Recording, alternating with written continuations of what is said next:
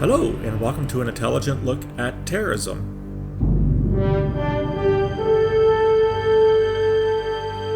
I am Kyle Sullivan. I am a filmmaker located in Birmingham, Alabama, and I am the primary wizard behind the TREKSPERTISE YouTube channel. I'm Phil Gurski. I'm from Ottawa, Canada, and I am a combination, long-standing Trekkie, I suppose the word, you could use that word. I'm old enough to remember the original series back in the 1960s, believe it or not. But more interestingly, I think, for this particular podcast, is that I'm a retired intelligence analyst in the Canadian intelligence community. I spent 32 years in intelligence, working for Canadian signals intelligence and human intelligence organizations. And since my retirement from the Canadian Public Service in 2015, I've written 5 books on terrorism. I was a terrorism analyst with the Canadian Security Intelligence Service, or CSIS, and specializing primarily in Islamist extremism, i.e. jihadis. So I've been doing a lot of thinking about terrorism for a very, very long time. And despite my retirement from security intelligence, in addition to the 5 books on terrorism, I've been blogging and podcasting and doing media interviews and traveling the world talking about terrorism. And so I thought that would be an interesting conversation to have, or interesting dialogue, to look at the notion of terrorism in the Star Trek universe. And I see that there have been other sort of podcasts and webinars done on this topic in the past by individuals. I wanted to look at it from somebody who actually worked in security intelligence and worked on counterterrorism investigations, to look at how realistic or not the Star Trek personification or depiction of terrorism is. So this is going to be a really interesting look at what is, first of all, as we all agree, a fantastic piece of fiction, a fantastic set of television series and movies, and a phenomenon that unfortunately we are all faced with on a constant basis. Not so much here in Canada, and then not so much in the States, thank God, but in lots of areas of the world, terrorism is unfortunately a far too common phenomenon. So let's see how whether Star Trek and terrorism have anything in common, despite the fact they both start with T. Yeah. Very impressive pedigree, sir. Well, thank you. And, you know, some might see this sort of thing as flippant, but I think when it comes to terrorism, we all have a very distinctive and there's a lot of differentiation in terms of what people understand terrorism to be and what terrorism not to be.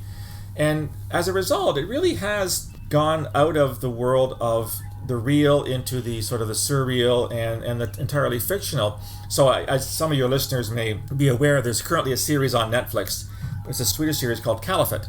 And it tells the story of a bunch of Swedish Muslims who went to join ISIS in Iraq, and a possible terrorism plot in Sweden itself. So, you know, and then there was Homeland, and of course there's the Jack Reacher films. There's been all kinds of fiction devoted to terrorism over the past 20 or 30 years or so. So it's not actually all that strange in a way that we should be having a conversation about terrorism and talking about Star Trek, because it actually has featured in a couple episodes. But perhaps the most important place for us to start is to, and this is not going to be possible, but we're going to give it a shot, is to actually come up with a agreed upon definition of what terrorism is. So let me ask you this, Kyle. I'm assuming you didn't work in counterterrorism, but I did not. No. I would ask you, as an average American, when I say the word terrorism, how would you come up with a concise definition of what that is? That is so fraught with problems. When we were doing our essay, like the minute I Googled that, I just saw instantly what an academic can of worms that was. If I had to define it for me personally, from where I sit, from a position of privilege, I'm sure, in the West, I would probably want to define terrorism as a possibly legitimate grievance that has been the use of violence as a proponent of some grievance or another. And I know that's really... yeah, that doesn't do a definition justice, but violence is like part of the recipe, right? Yeah, you've actually kind of done pretty good from a layperson's perspective. In actual fact, it really is a lot. It's a lot about grievance. There's you pick any terrorist group anywhere in the world or any terrorist cell, and you ask them, like, why are you blowing shit up? And they'll tell you it's because we're angry. We're angry at U.S. foreign policy. We're angry at Canadian foreign policy. We're angry at Saudi internal policy. We're angry at this. We're angry at that. So there's no question that grievance plays a big part of it. The problem is, and this is, you alluded to the fact it gets really complicated, and it is really complicated. This is a hugely problematic definition, and it has led to all kinds of really bad decisions by countries who either don't get it right or who expand it to the point where all of a sudden everything is terrorism, and when everything is terrorism, nothing is terrorism. So from my perspective, having worked in counterterrorism for the Canadian government for a very long time, I basically go to what the law tells me. And we all know that laws are not perfect, right? That's why they're amended. But in Canadian law, it's actually quite explicit. The criminal code says that an act of terrorism is an act of serious violence, either planned or threatened, that's carried out for political, ideological, or religious motivation. And the reason why that's done is because they want to differentiate terrorism from any other act of violence. So getting back to this notion of grievance you mentioned, Kyle, lots of people have grievances. Lots of people take out people. I mean, a lot of gang shootings are grievance-based, right? Mm-hmm. You pissed me off, you stole my girlfriend, you're on my turf, you looked at me wrong. You hear these stories all the time. And so those are grievances, but would you want to call gangland shootings terrorism? I'm curious, where would you go on that? Well, I mean, it's kind of in the name. You're inciting terror as part of a tactic. Like, you want to scare people. And, maybe some of that gangland stuff kind of accidentally qualifies, I have a degree in anthropology, and a place where I spend a lot of time is the history of Native America. And, early on I recognized that you can't really parse the difference there. Like, sometimes some of the same exact tactics are being used for resistance among Native nations. And I think it comes down to, like, kind of intimidating a population or intimidating a group into going along with what you're doing. Could that also be a fair assessment? Absolutely, and you've hit the nail on the head in terms of how complicated it gets, right? So then you could go to the point, and I had an interesting conversation with someone yesterday saying that, well, if intimidation and getting people to do what you want constitutes part of terrorism, then, when we went into Afghanistan with you guys in 2001, when you guys went into Iraq 2003, technically that is state-sponsored terrorism, because it was a military deployment that sought to change the reality on the ground in Afghanistan and Iraq. Obviously, serious violence was used. Obviously, innocent people did die, and ergo, that was an act of terrorism. And I'm not saying that, I'm not dismissing that outright, but you can see what you get to that point, as I said earlier, that if your definition is too broad, then everything becomes terrorism. And that's a real problem. That's a real problem from a judicial perspective. I mean, how do you prosecute it? Mm-hmm. And it's also a problem for how do you stop it? If everything at some point can be constituted as trying to instill fear or trying to change people based on political, ideological, religious motives, we get into this place where it's almost impossible to put up fences about what is terrorism, not as terrorism. And you and I aren't going to solve this today, Kyle. This is a conversation that's been going on for decades. But, I guess it points out to this notion that it really, really, really is complicated. And this is why governments, I think, are struggling to deal with this.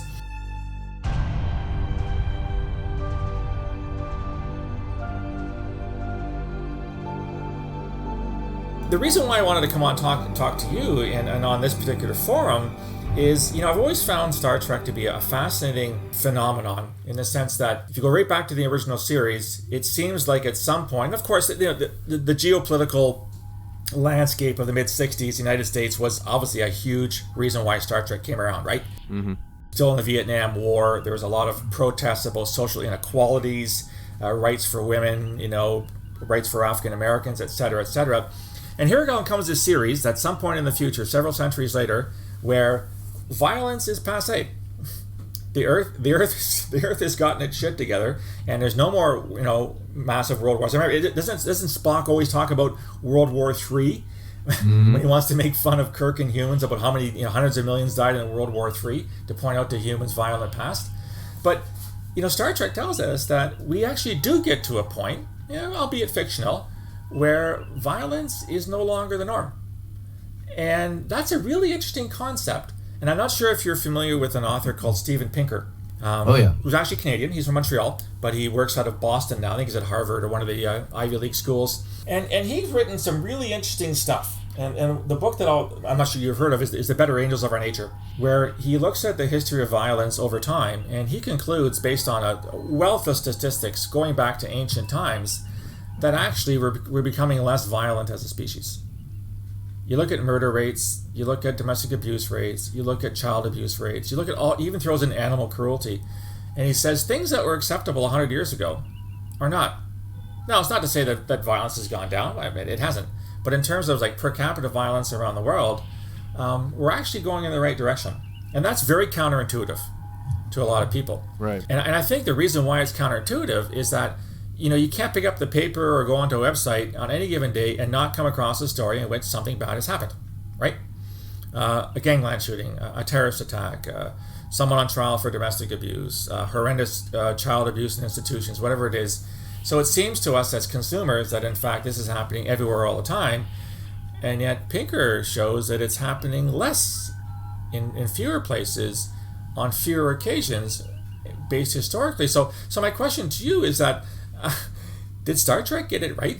Are we actually on that trajectory where, was it 300 or 400 years from now, we're going to be in a place where violence is not nearly as pervasive as it is today? I'm curious what you think about that. I mean, that's the hope and the dream, isn't it? I think that Star Trek is aspirational, and specifically like imperially aspirational, as far as like the ideals of the American ideal, I guess. Is it possible to reach something like that? I mean, I think Steven Pinker absolutely is correct. If you follow the trend lines, especially over centuries, we're kind of pushing in that direction. And I'm not normally one to play the pessimist, but if you look over a much longer period of time, you get some trend lines, but you also get a lot of ups and downs, and maybe we're in a kind of wild golden age right now, and it might diminish at some point for some reason. And I think when people don't have access to basic foodstuffs, basic life security stuff, basic education, I think that you might see an uptick in violence. And maybe as a terrorism expert, you can say whether or not that's true if you look at certain hotspots around the world, certain countries where maybe the living standard is much lower. Maybe there's a higher disposition to use violence in places like that.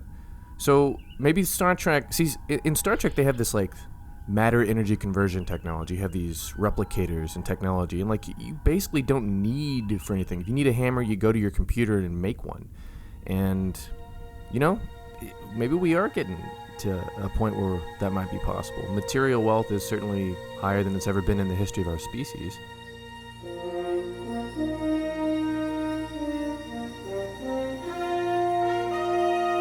We are recording this in the midst of COVID. You're isolating, I'm isolating. We're a couple thousand kilometers apart, and here we're having this conversation because we couldn't have it in person. And yet, a lot of people have said, well, COVID-19 is going to lead to a spike in terrorism. I've been reading analyses right across the board for the past 2 months on that. And the reality is that's not true, at least not yet. I've been following terrorism for a very long time, and I'm not seeing any uptick in violence. I'm seeing a lot of uptick in rhetoric, but the rhetoric has always been there. So I take your point. We could be in a particularly low trough in terms of violence historically, and neither you nor I have a crystal ball. We can't predict the future. We'd love to predict the future in which Star Trek, there is a federation of planets, and everything is peachy keen, but we don't know that we're going to get there, and things could change. But at least the early indications over the past few months because of COVID, with self-isolation, people unemployed, people forced to stay home, people losing their jobs, the stresses of not being able to pay the mortgage, concerns about food supplies, et cetera, have led a lot of people to predict that we're going to see this, and the simple reality is we haven't seen that, which I find really interesting, and actually not all that unexpected. I didn't expect to see a spike in terrorism because of COVID, but bringing it back sort of to the Star Trek world, I mean, aside from the fact that there were a couple of Star Trek episodes where we talked about terrorism. Were the Maquis terrorists or were they freedom fighters? Bajor's fight against the Cardassians. Were the Bajorans, were they terrorists or freedom fighters? I don't want to get all Ronald Reagan-esque on you and talk about how one man's freedom fighters, another man's terrorists. I was in Nicaragua in 1986 doing some work with some people that I knew, and I saw the effect of the Contras in eastern Nicaragua. I saw what they were doing to villages and people. and they were Ronald Reagan's famous freedom fighters fighting the dastardly Marxists in Managua. And I wasn't a Sandinista supporter myself, but neither was a Contra supporter. So, the definitions do vary. But I guess the more important point, and this ties in not just with terrorism, but our conversation about violence in general, despite the fact that, Star Trek takes place in an era where violence, at least personal violence, seems to have ebbed to a large point. Certainly state violence seems to have ebbed, at least on Earth. There's some kind of agreement that we're all going to get together again. What does it say that... in most episodes, obviously they're out trolling parts of the galaxy here and there, that they got a hell of a lot of firepower on the ship itself, so they can defend themselves. But what does it say about Star Trek as a phenomenon when a lot of the civilizations and planets and federations that they encounter on their 5-year mission to explore strange new worlds, etc., actually end up in a lot of violence? Is that not counterintuitive to what Star Trek is all about? Yeah, it kind of is. They practice peace, and if you're going to resist, you do it peacefully, and it seems to be part of the cultural cachet of humanity in the 23rd and 24th century. But there's also like a component to Star Trek about being the wagon train to the stars, about being the light of civilization in an uncivilized world. And so they're bebopping around the universe, and they encounter a lot of people who are just, lesser than in a variety of ways, and they have to sort of catch these aliens up to speed. But it's not always like that. Sometimes Starfleet characters are given a lesson from a higher power, and those are always interesting sci-fi twists. But I think that is less part of the aspirational, looking to the future will be better kind of a situation that Star Trek is proud of, and more of like the realities of television, and that you have to have kind of conflict to sort of keep the thing moving. And especially for the televised Star Trek of the 90s, they had quite a bit of, firepower and shooting people, and probably not as much as on TV today, but I think that's mostly a reality check. And I can make a comparison with the modern Star Trek, with Discovery and Picard and the Abrams movies. They're a lot more action-packed as a matter of like the paradigm of entertainment, whereas in the 90s, some of those episodes like Darmok, for example, with The Next Generation, where they're fighting a creature, but really it's about cooperation. Like something like that kind of a story probably wouldn't pass in today's Star Trek. And I think because they're worried about action being on the checklist of stuff. So if we wanted to stay in universe and say, well, what does that say about the characters? I think it says that they think they're the center of the universe, and maybe they beat down people who don't agree with them. Yeah, you raised some interesting points, and I want to pick up on a few of them. This notion, this wagon trail to the stars, right, which was the actual original title for the series. Thank God it got changed. Is that, was there an analogy there that you talked about, the wagon trail being sort of the light, the beacon to shine civilization into areas of the world where it was not? But let's face it, wagon trail to the star, wagon trail evokes, of course, the opening up of the American West, which was a pretty violent episode in your country's history in terms of mass genocides against what we call First Nations, you call Native Americans. And so, I'm not ascribing this to Gene Roddenberry or the creators of Star Trek, but did Hollywood kind of need that sort of, you mentioned that, this, having a series about, lollipops and unicorns wouldn't last very long, right? Nobody wants to watch that. It gets really boring after 1 or 2 episodes. So was there an acknowledgement that what you're calling action nowadays, and what we saw more as sort of violent action in the 60s and 70s and part of the 80s, was that kind of dictated by, we have this great idea at Star Trek, it's the 23rd century, 24th century, everything is this wonderful, violence has ebbed. We can't sell that to the average American, or average Canadian for that matter. We need to sell something that's action-packed, and they're shooting this and shooting that, and there's phasers and photon torpedoes and all this kind of stuff. Was that basically a, bowing down to what they felt they needed to do to make a successful TV series in the 1960s? I think exactly that. Because in the 1960s and 50s, like the dominant form of storytelling in film and TV was the Western. and it tied in directly with how the United States saw itself. And it was a mythical representation of us swinging into the wild places of the world and beating civilization into all the quote-unquote savages. Right. And what Roddenberry did, very flawed guy, but to his credit, what he did was subversive, because he tried to sell this as a Western that happens in space. But once the show got started, they put in all kinds of stuff about this utopian vision and all the excellent parts of the American empire would be expounded on, and they sort of packaged it as a Western to sort of skirt by, not the censors, so to speak, but to get past the cultural roadblock that said you couldn't do anything but a Western, or couldn't talk about the United States in any other way except in this glowing bringer of civilization kind of a thing. So I think they probably wrestled with that the whole 3 years that the original series was on the air. I mean, they had a lot of different kinds of episodes, some of them more offensive than others, but I think that for the most part, I think that was an act of subversion in order to get this weird utopian unicorn starship ride onto the airwaves.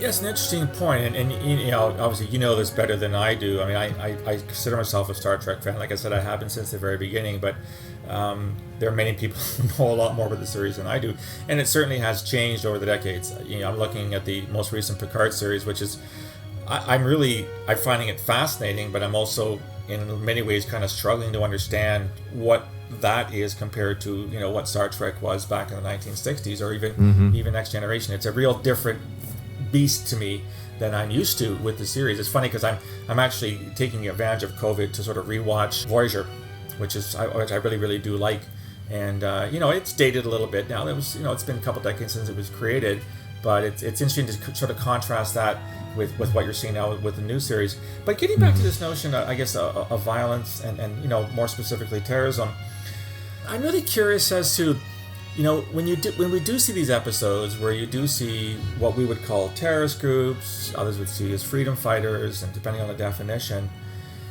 I'm really curious as to why the series thought it had to go there. I mean, I certainly understand in a post 9/11 world where those events have really framed. First of all, they framed how we see this phenomenon all around the world, not just in the States, all around the world. They've also made terrorism a household word. We used to joke in the business that prior to 9/11 there were probably like 10 people in the world that looked at terrorism. No one cared. It was very much a niche in academic. Those of us who worked in counterterrorism had obviously done that for decades. In my country, we had all kinds of terrorist plots. Air India in '85 was the single greatest terrorist attack in history prior to 9/11. It began in Canada. So those of us that worked the business were worried about it, but the average person didn't until 9/11 happened. And I think something of such a catastrophic nature, I mean, it had the clear effect that it seared itself into people's minds. You can't see 3,000 people die in one day and buildings fall and things like that and not have this become part of your day-to-day parlance of what's happening in the world. Do you think that Star Trek sort of embraces this theme periodically because of that, or is this just one more sort of Hollywood/fictional tool in the toolbox that we're going to have so many episodes about X and so many episodes about Y and so many episodes about Z? So did sort of terrorism kind of creep up to the surface as a natural consequence of trying to be as a variable a series as possible, or is it something that you think that really was given an energetic jolt by 9/11? I think I can see it both ways, but I'm curious for you, looking at it as a sort of a Star Trek aficionado, whether you would say that it was almost like forced upon the people because of what happened in 9/11. I think that the Star Trek franchise deals with it in both ways, but in a pre-9/11 and a post-9/11 way. So, like, leading up to 9/11, with all the great Star Trek of the 1990s, the Next Generation, DS9, Voyager, you start to see stories about terrorism. You have an episode called The High Ground, and they introduce you to this charismatic terrorist, Chiral Finn, and he's sort of like an analog for what's going on with the Troubles in Ireland and the United Kingdom. And he's meant to be kind of a sympathetic figure. And each time they address terrorism in the 90s, the characters get more and more sympathetic until you hit the Maquis, at which point characters that you watch every week have to make a personal decision about whose side they're going to be on, and the sympathy card is played even harder. So like, and then you get to Kira Nerys of DS9, who is a literal former terrorist according to the Cardassians, and a main character in the Deep Space Nine space. So I think like the sort of paradigm that they were tracking there is that terrorism was a thing to be understood. It's a problem to be solved, and maybe in typical Star Trek fashion, empathy, understanding others is sort of like the way they would do that. But then when 9/11 happened, right when Star Trek Enterprise was coming on the air, I think the first episode of Enterprise came on like a week after 9/11 or something crazy like that. The tone shifted, and it became all reaction. And so by the time you get the third season of Star Trek Enterprise, you get this entire season-long storyline that's basically a 9/11 analog, and you're watching characters react to religious extremists, to a violent attack on Earth, to an enemy that they can't understand that feels vaguely tribal, and they can't get all the different parts of the enemy on the same page in order to coordinate with them and treaty with them. And at that point, it becomes a reaction game. Fast forward to Star Trek Into Darkness, and you get this kind of weird 9/11 style movie. It's a rehash of Wrath of Khan, but they're really talking about, a terrorist attack. They open the movie with terrorism, and then you have Picard has a little bit of window dressing as far as a post 9/11 world. Like, they had this violent attack on Mars by a bunch of androids, and so they just ban androids outright throughout the Federation or something. And you get logic extremists with Star Trek Discovery, and Discovery is a little bit more passé about it, but when they do talk about the logic extremists, like they try to make their grievance feel legitimate as opposed to I don't know. I mean, it feels a little more legitimate compared to maybe the Maquis or something like that, or maybe it's just too fresh in my memory. But I think it's divided into two phases. You have the phase where Star Trek is reacting to terrorism as maybe a foreign phenomenon, and then after 9/11, a reaction and processing of what terrorism is, in the home culture. Which, of course, is a perfectly natural way to look at things, right? I mean, whether or not you like it, the world does have a pre-9/11 and a post-9/11 phase. I mean, a lot of things have changed since 9/11 on so many different levels in your country, in my country, and around the world. I do think, though, that there is a real danger in developing, and you point about the pre-9/11 development of sort of sympathetic characters, right? These are heroic figures that are righting wrongs and fighting grievances, and they're the Davids against the Goliaths of their governments or planets or whatever kind of thing. I get a little bit concerned with that kind of portrayal. I do not deny when you say that, like any phenomenon, the number one goal is to understand. If you don't understand what you're faced with, you can't deal with it. Whether you're trying to combat it, incorporate it, negotiate it, it doesn't matter. If you don't understand something, you make mistakes, and that's exactly what happened in 2003 with the U.S. government decision to go into Iraq because of the false assumption that somehow Iraq was involved in 9/11 and that Iraq had weapons of mass destruction, both of which turned out to be false, and yet led to this catastrophic decision that the consequences of which we're still dealing with right now. Not just the fact that Iraq is a hellhole, but of course the rise of Islamic State, which came out of Al-Qaeda in Iraq in the 2000s. But I think that when you start painting these violent characters as somehow having a legitimacy, and that legitimacy extends to the use of violence, I think that's really, really dangerous because, and trust me, I don't like slippery slope arguments. I don't like the concept at all. But there seems to me that there has to be a more nuanced looking at several sides of the argument before we say that this character is very compelling. He or she this is what's happening on their planet, and therefore they have no choice but to use violence to address the violence that's being directed at them.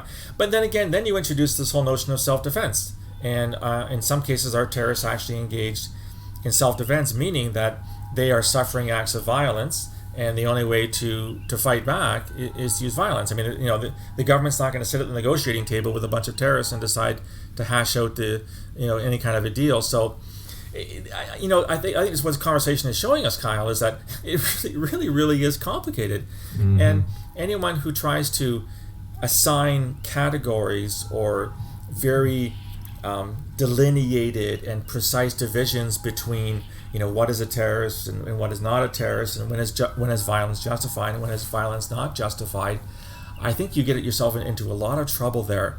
So I certainly understand why, as you noted, in the sort of post 9/11 Star Trek, it was very much a reaction, because that was the reality. So much of our fiction has changed after 9/11 too, right? Like I said, this cataclysmic event in human history that has had implications for all parts of what we do, our real world and our fictional worlds. And so it stands to reason that those that write the episodes are going to want to try to incorporate that someday. They're going to try to make sense of it. In a post 9/11 world, it was impossible, at least initially, and that's changed over the past 20 years. It was impossible initially to say, America deserved this. This was because of American foreign policy. This is because of American military policy, despite the fact that there were aspects of that in fact did lead to 9/11. But you couldn't say that openly, because you'd be seen as unpatriotic or a traitor, or how can you dismiss the loss of 3,000 lives? It's funny. I've been watching MI5 a lot on BritBox, and MI5 is the story of British security service, so the equivalent of Canadian CSIS. And the episode I just watched last night, which was from season 3, talked about a terrorist act in London, and the terrorists tell these MI5 officers who've been held hostage, this is because of what your government's doing in Iraq. And of course, no one accepts the fact that these two agents might be killed in cold blood, but the terrorists have a point, right? The British decision to back the U.S. decision to go into Iraq 2003 was absolutely catastrophic and disastrous for the Iraqi people, and based on actually very, very poor intelligence at the time. So how do we, in this notion, how do we accommodate these different perspectives on the use of violence, whether it's terrorist violence or whether it's just violence writ large, where you've got these multifarious factors always coming at you from all angles, and it's not surprising that Star Trek has dealt with this, because it does want to be reflective of modern reality. It is in the future, but of course, like all good fiction, it does reflect what's happening right now.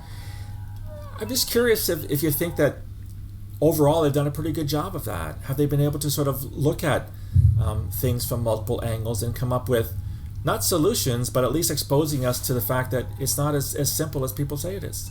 I think for the large part, yes.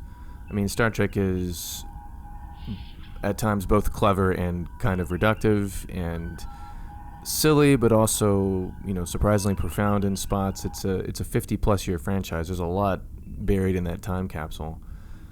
But a lot of bad as well as a lot of good. Yeah, yeah, exactly. Probably a little more toward the bad than good. But I think for the most part, if you were to take a lesson on what terrorism is and maybe how you should think about it from Star Trek, you might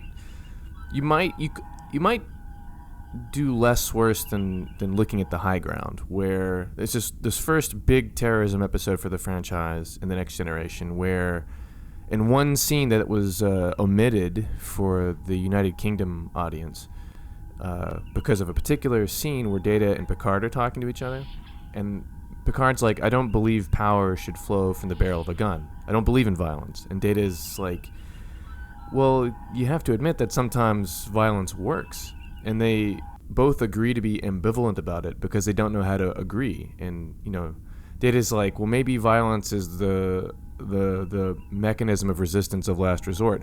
And they don't ever solve it. And all the post 9/11 stuff is reaction. Nobody is asking questions about terrorist motivations. They're just trying to deal with it and trying to feel about it. But I think the high ground was the point where if you're going to look at terrorism and grade Star Trek on how well it's doing there, I think the gray area they have in that one episode is probably your best bet. Otherwise, it gets more reductive. It gets more sympathetic. It really puts the audience in the seat of trying to understand what's good about the grievance of terrorism, while at the same time being very weird and ambivalent about the use of violence. I don't know if there's a solution that Star Trek gives us.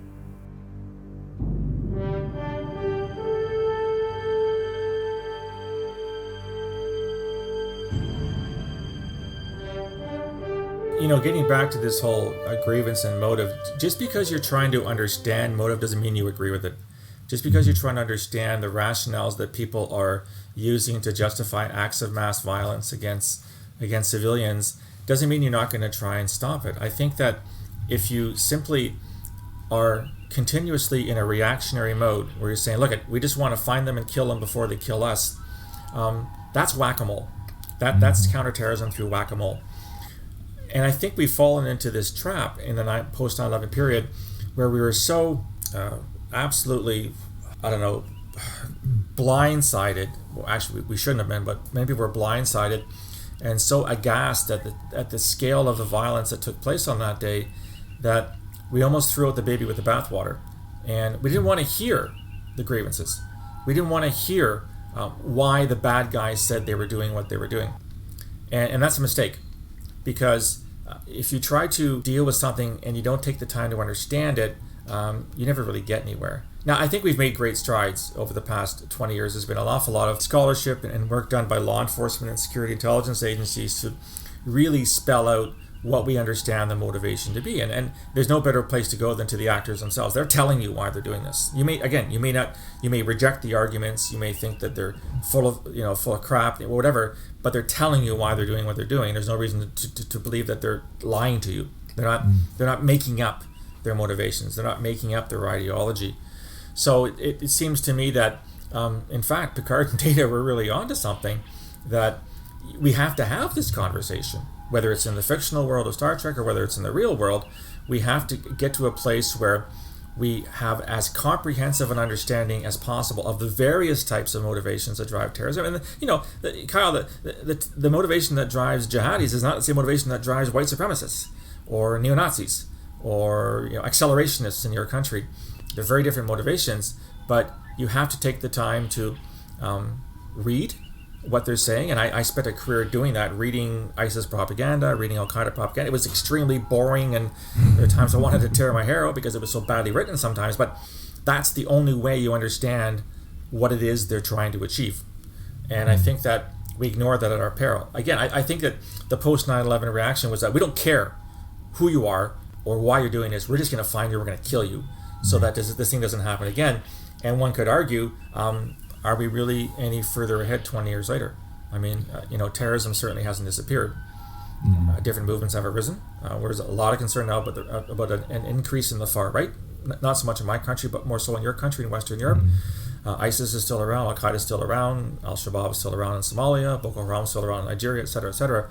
And it seems to me that maybe it's time to take stock and to try to figure out, we need to do this more better. And there's one term that I've been fighting against for the better part of 25 years, and that's the term war on terrorism. And it's a stupid term to use back in 2001. It's a stupid term to use right now, in the same way we're talking about a war on the coronavirus. And as someone said famously in 2001, you don't fight wars against common nouns, because wars against common nouns never end. Common nouns don't surrender. So I think there is something to be learned that, I don't know if we want to strive for like a Star Trek utopian reality at some point in the future. It would be a heck of a lot better than some of the things we have right now. But I just find it interesting that the same questions that we're faced with in 2020, based, of course, on a fictional rendering of what the future will be like in 3 centuries now, that the same issues are faced in the 23rd and 24th century.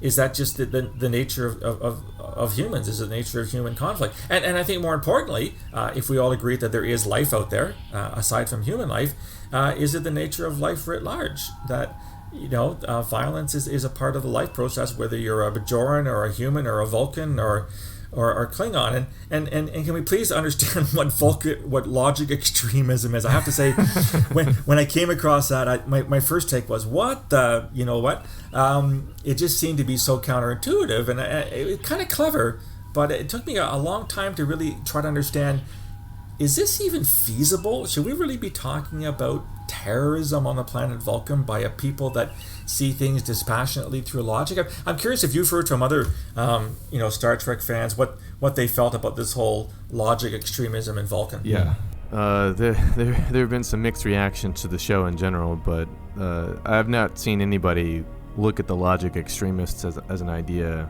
worth anything. I find it kind of silly. So why do you think it was thrown in?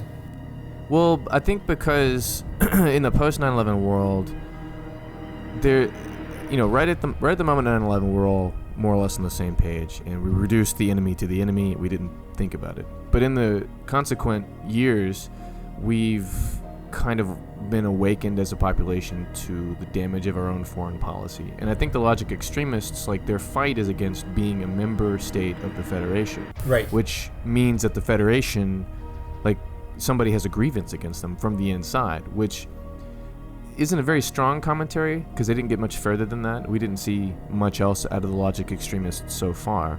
Yeah, exactly. It kind of just came and went. Yeah. But just that little tidbit is enough to tell you that that is also kind of a post 9/11 reaction in its own way. But I don't know. It sounds silly, logic extremists. Like, are there any logic moderates? Is logic the grounds where you can have extremism or moderatism or whatever you want to call it? I don't know. But one would think that logic is logic, right? There can't be gradations on sort of in the same way that any other political theory has your far left, your center, and your far right. Yeah. What's probably, if I were writing the show, what I would probably expand on is the fact that, the Vulcans are an emotional people, and they have a system of emotional control, and that sometimes that breaks free, and that maybe these guys are just co-opting the word logic for their own purposes. That's interesting. So in that sense, it does stem from the exact same place that regular terrorism and violence stem from, right? It's essentially, it is emotion based. It's the fact when we lose control of our emotions, we're angry. We've mentioned the word grievances many times in our conversation. Grievances rise to the fore. We can't figure out any other way to deal with them, and so we decide to deal with them in a violent fashion. That's an interesting way of putting that. I mean, if I were them, that's what I would do. Is that what they do? Who knows? The record's not squeaky clean at this point, but it would make for interesting commentary, that's for sure. Because if you're reacting to 9/11 in the Star Trek universe, like, that'd be an interesting way to pull some threads apart and see where they go.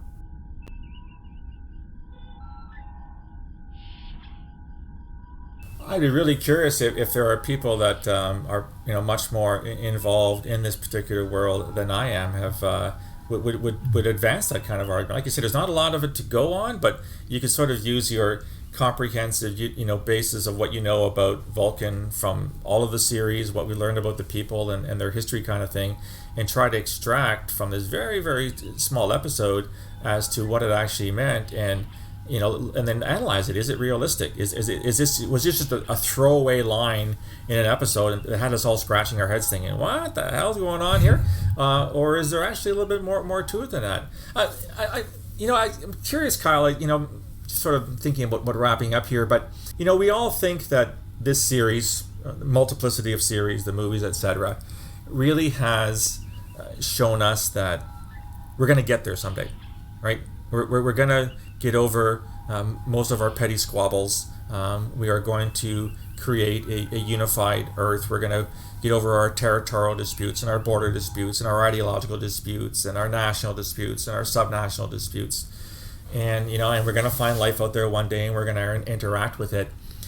Is that something that you see? And I don't want to make too much of a point about this, but obviously it's not this is not a wagon trail to the future. It is definitely fiction. But is this something that we really should hold on to as, what? We really could, if we really, really tried, we could get beyond our base instincts as humans. And we'll throw in some good old 2001 Space Odyssey, right? Where, the obelisk comes down, and what's the first act that comes out of the obelisk? An act of violence where this bunch of apes kills that bunch of apes, right? Fascinating comment by Kubrick at the time. Does Star Trek show us the other side of that? That we really can hope for a future where we're a lot less violent than we seem to be right now? I think so, yes. And I like I mentioned closer to the top, Star Trek is really a vision of American empire that is aspirational. All the good parts, none of the bad parts.